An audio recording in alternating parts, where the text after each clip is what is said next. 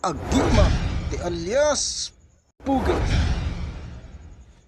So hello mga kaibigan, mapagpalang araw sa ating lahat. Nagbabalik naman po inyong Agimat ni alias Pugi. So ngayon mga kaibigan, mayroon po kong ibabagi sa inyo at ipapakita sa inyo. Kung interesado kayo, panoorin nyo ito hanggang sa pagtapos sa video na ito. At like na rin, subscribe at click notification bell para lagi kayong updated sa mga susunod yung video. So, pag-support ang aking YouTube channel mga kaibigan para tuloy-tuloy tayo sa pagbabahagi ng mga agimat o motya nga nagaan yung bato. So, bago ko ito ipakita sa inyo, pagmasdan niyo po muna ng mabuti bago ko ipaliwanag sa inyo ng lubos.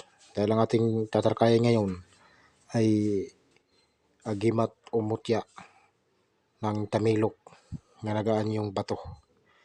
So, huwag na po natin patagalin yung video ito. So, ito na po yun mga kaibigan. Ayan. Na-vlog na natin ito nung nakaraan hindi ko lang naipaliwanag sa inyo ng maayos. Alam niyo ba kung anong tawag dito sa nakikita nyo?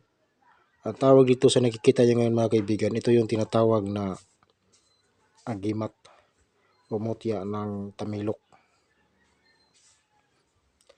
Ngayon, ang bisa nito mga kaibigan, tagabulag sa mga kaaway. Matindi din po ito mga kaibigan. Isa din po ito sa pinakamatinding gamitin sa panggagamot. Matindi ito kasi sa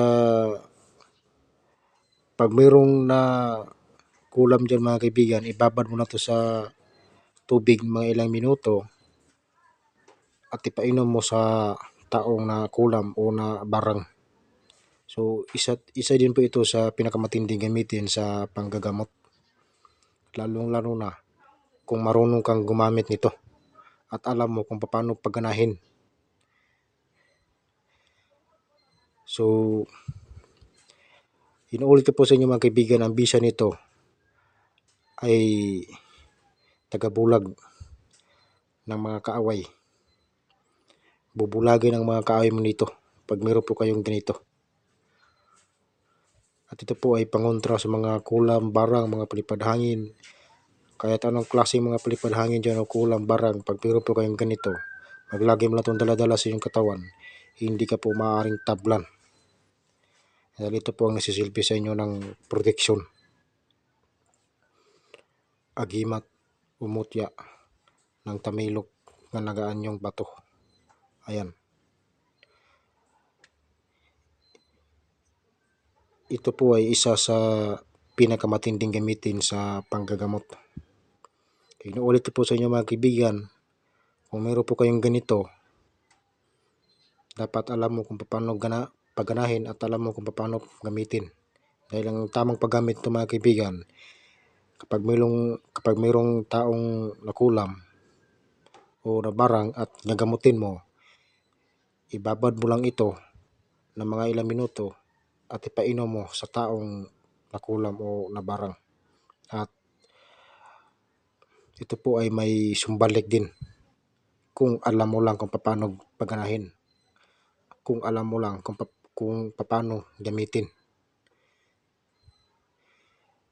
Ngayon mga kaibigan, kung hindi po kayo marunong gumamit nito at hindi nyo alam kung paano pagganahin, ngayon kung sakaling buhay ninyo ay malagay sa peligro, pag meron lang po kayong ganito, pag legit lang yung mga hawak ninyo, so kapag nalagay ang buhay ninyo sa peligro, ay kusa pong gagana yan mga kaibigan. Kusa pong gagana yan sa totoo lang. Pag legit lang yung mga hawak po ninyo, katulad dito ngayon sa nakikita nyo. I-vlog na natin nung nakaraan hindi ko lang na ipaliwanag sa inyo ng maayos. Kaya ngayon inuulit ko. So yan po ang bisa ng agimat o motya ng tamilok nga nagaan yung bato. So hindi ko napabayang video nito. Magkita-kita tayo sa susunod kong video.